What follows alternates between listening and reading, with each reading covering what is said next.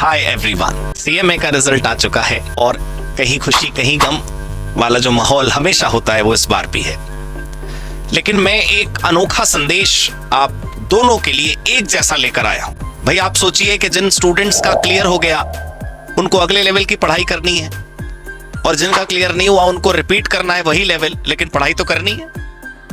तो सबसे जरूरी बात दोस्तों ये है कि हम पूरा जो हमारा पढ़ाई का ड्यूरेशन है उसमें हम ज्यादा से ज्यादा समय पढ़ने में निकालते हैं। हमेशा ऐसा होता है। तो फिर जब पढ़ाई करनी है तो पढ़ने में ही तो निकालेंगे ना सर, फिर इसमें गलत क्या है? तो सोचो अगर पढ़ाई ही करनी है तो फिर एग्जाम के 3 घंटे में तो पढ़ाई नहीं करनी, उसमें तो लिखाई करनी है ना। दोस्तों प्रैक्टिकल हो या थ्योरी, रीडिंग और अंडरस्टैंडिंग में समय लगाइए थोड़ा सा कंपैरेटिवली कम, और सॉल्यूशन एक्सरसाइजेस प्रैक्टिस पे समय लगाइए कंपैरेटिवली ज्यादा। अगर आप ये कर पाए ना तो सच में बहुत अच्छा होगा।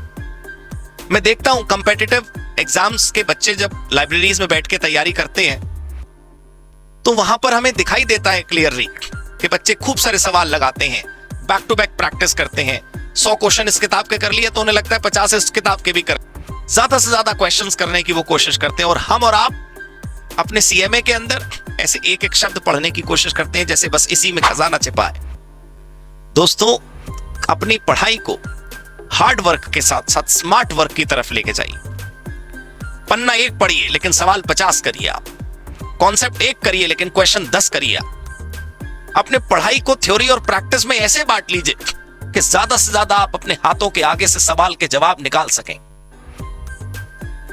स्पेशली अगर थ्योरी की बात करें तो बस लोग पन्ने पलटते हैं, अपनी आंखों के सामने ऐसे नॉवल की तरह चीजों को पढ़ते रहते हैं, याद करते रहते हैं। दोस्तों लिखिए, पूरे पूरे आंसर्स लिखिए। मैं देखता हूं प्रैक्टिकल में मान लो 2 क्वेश्चन एक जैसे हो तो बच्चा बस पहला सवाल करता है और दूसरे पे टिक लगा देता है।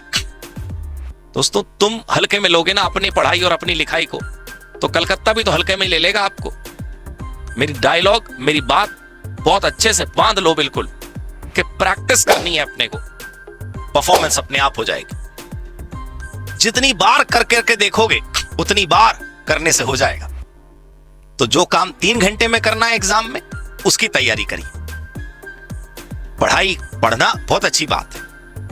बच्चों की हमेशा यही शिकायत रहती है कि साहब वो समझ तो लेते हैं, क्लास में आप करवाते हो वो भी हो जाता है, लेकिन जब हम खुद करने बैठते हैं तो नहीं होता। एक बार तो नहीं होगा, दूसरी बार नहीं होगा, तीसरी बार नहीं होगा, कई कई बार क्वेश्चंस को करिए।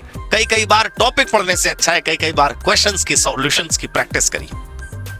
दोस्तों मुझे कुछ और नहीं कहना, कोई मोटिवेशन की आपको आवश्यकता नहीं, बस अपने अंदर झांक के देखिए। पास वाले बच्चे भी और फेल वाले बच्चे भी, जो अभी कहीं रुके हुए हैं वो बच्चे भी और जो आगे बढ़ने के हैं वो बच्चे भी।